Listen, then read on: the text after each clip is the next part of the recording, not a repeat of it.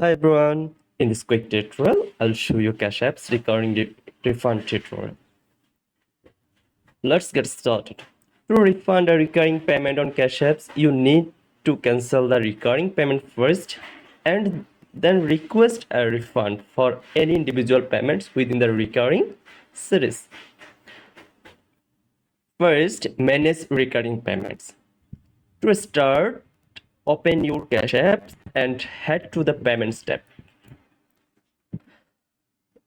Tap on recurring payments and find the subscription or auto payments you want to manage.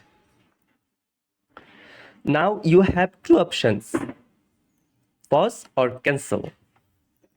Tap pause to temporarily stop the payment or tap cancel to permanently end it.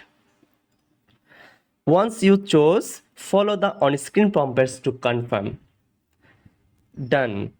Now let's move on the refund. Refund a request. Go back to the activity tab and find the specific payments you want a refund for within the recurring series. Tap on the transactions, then tap the three dots in the top corner if available.